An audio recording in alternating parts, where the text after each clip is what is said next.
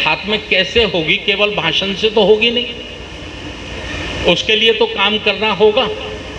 तो बाबा साहब डॉक्टर अंबेडकर जी ने एक किताब लिखी है, मैं नाम भूल रहा हूं उसका, जाति का अनुच्छेद, ऐसा कुछ नाम है उसका,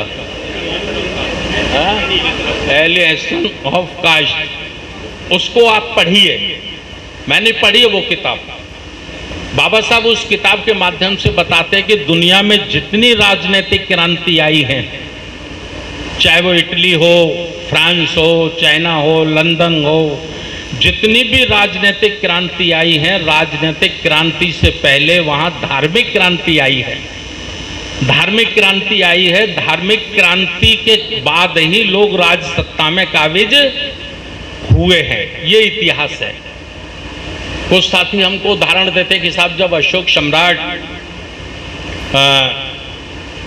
ने बुद्ध धम्म ग्रहण किया तो बुद्ध धम्म हमारा चारों तरफ पूरी दुनिया में चला गया। ये बात भी सही है, इसे इनकार नहीं किया जा सकता। लेकिन सवाल यहाँ ये खड़ा होता है कि अशोक सम्राट से धम्म प्रभावित हुआ या धम्म से अशोक सम्राट प्रभावित हुए? परिवर्तन किस में आया, बदलाव किस में आया? काय से आया? धम्म से आया ना।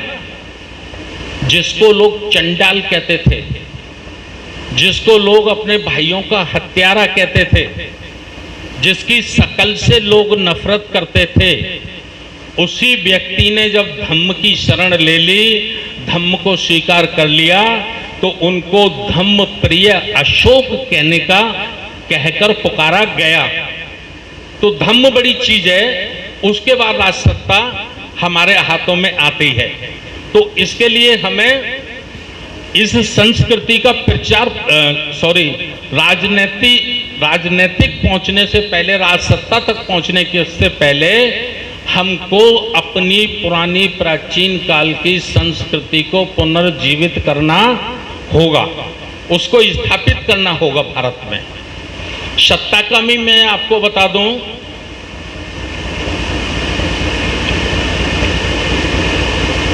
सत्ता जो होती है वो दो प्रकार से होती है, एक डायरेक्ट, एक इनडायरेक्ट। समझ रहे हैं ना? एक सीधा सीधा हमारे हाथ में होती है, एक पीछे से हमारे हाथ में होती है, डायरेक्ट और इनडायरेक्ट। उदाहरण से समझाता हूं। 1947 में जब हमारा देश आजाद हुआ तो इस देश की सत्ता सीधी सीधी डायरेक्ट ब्राह्मण के हाथ में आ गई ना। देश का प्रधानमंत्री ब्राह्मण हो गया। मैं समझता हूं देश के बड़े बड़े राज्यों के भी मुख्यमंत्री उस समय जो बने वो ब्राह्मण थे। पार्लियामेंट का लिखित इतिहास इस बात का गवाह है कि 50% से ज्यादा संख्या में सांसद ब्राह्मण समाज के पार्लियामेंट में जीत के आया करते थे। तो ये क्या हुआ? ये सीधी डायरेक्ट अंग्रेजों से सत्ता ट्रांसफर हुई और डायरेक्ट सीधी ब्राह्मण के हाथ में आ गई ना। अब कांशीराम साहब का आंदोलन चलता है। जब कांशीराम साहब का आंदोलन चलता है और 1585 का नारा देश के कोने कोने में गूंजता है और जिसकी जितनी संख्या भारी उसकी उतनी हिस्सेदारी का आंदोलन जब सफल होता है तो फिर सत्ता ब्राह्मण के हाथ से निकलती है, फिसलती है। लोग बताते कि उत्तर प्रदेश से 45 से ज्यादा सांसद कभी ब्राह्मण हुआ करते थे और 1996 का जो चुनाव लोकसभा का उत्तर प्रदेश में हुआ तो पूरे उत्तर प्रदेश में 85 सीटों में से, उस समय 85 होती थी, उत्तराखंड अलग नहीं था, मात्र 3 सांसद ब्राह्मणों के जीते थे, मात्र 3। पूरे देश के ब्राह्मणों ने इलाहाबाद में इकट्ठा हुए और इकट्ठा होकर ये कहा कि भाई कांशीराम की 1585 की लहर को यदि नहीं रोका गया तो प्रधानमंत्री मुख्यमंत्री तो छोड़ो, किसी गांव का सरपंच बनने लायक नहीं बचोगे। ये बहुत गहरी बात मैं आपको बता रहा हूं। तो उन्होंने फिर त्याग किया काय का, स्वयं का, और वहां से फिर ओबीसी के मुख्यमंत्री बनना शुरू हुए। कल्याण सिंह बन गए, उमा भारती जी बन गई, लालू यादव बन गए, इस तरह कल्याण सिंह जी बन गए, समझ रहे कि नहीं। फिर वो ब्राह्मण सीधा ना रहकर पीछे आ गया। चलिए आज देख लीजिए, आज हम 13 अक्टूबर 2022 में खड़े हैं। आज सत्ता ब्राह्मण के हाथ में है कि नहीं है? भारत की हाथ में नहीं है, हाथ में नहीं है, डायरेक्ट नहीं है। राष्ट्रपति ब्राह्मण नहीं है, प्रधानमंत्री ब्राह्मण नहीं है, बड़े बड़े राज्यों का कोई भी मुख्यमंत्री ब्राह्मण नहीं है, पक्का। लेकिन सत्ता तो ब्राह्मण के ही हाथ में है। कैसे है? इनडायरेक्ट है ना। एक उदाहरण से समझाता हूं। 2014 का चुनाव अनाउंस होता है, होने वाला होता है, अनाउंस नहीं होता, संभावनाएं व्यक्त होती हैं और पेपरों में एक न्यूज छपती है और वो न्यूज होती है कि सूत्रों के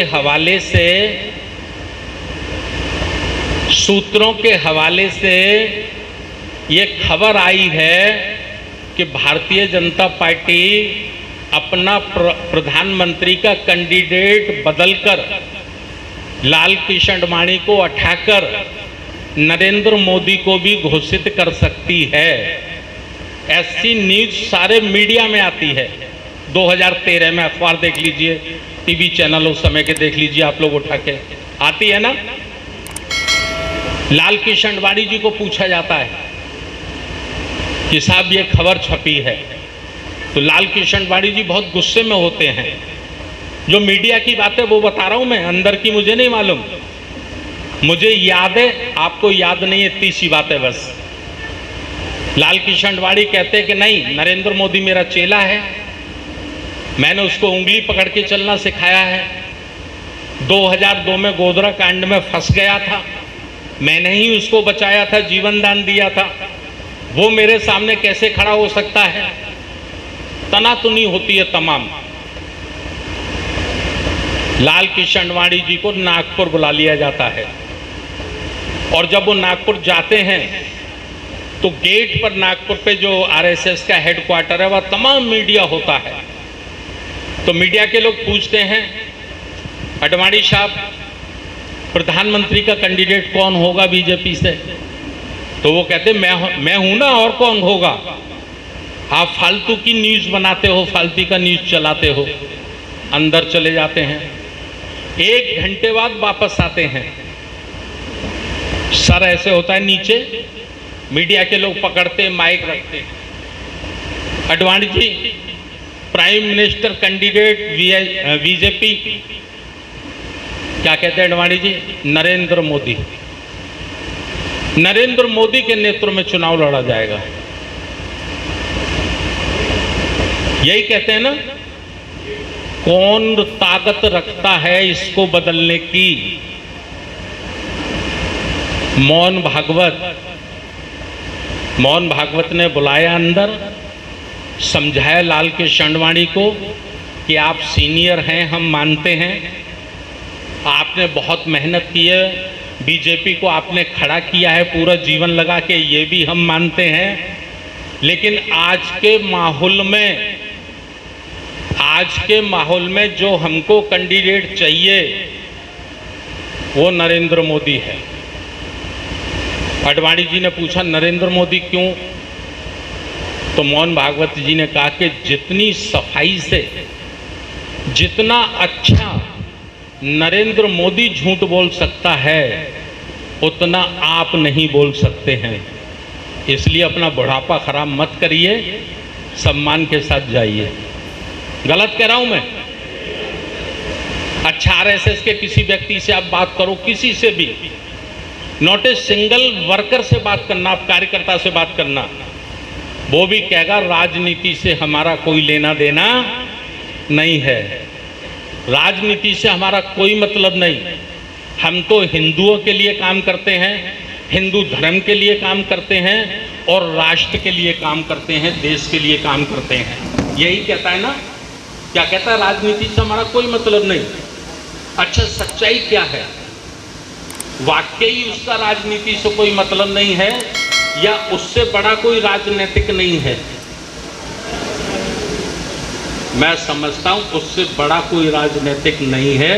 गांव के सरपंच से लेकर राष्ट्रपति तक की तकदीर लिखने का काम अगर कहीं होता है तो वहां होता है जहां राजनीति नहीं होती है, आरएसएस के हेडक्वार्टर में होता है। हम ये चाहते हैं, राष्ट्रीय बौद्ध महासभा ये चाहती है महापुरुषों के आंदोलन को कामयाब करने के लिए कि जब तक हम इतनी ताकत पैदा न कर सकें कि डायरेक्ट सत्ता अपने हाथ में ले लें।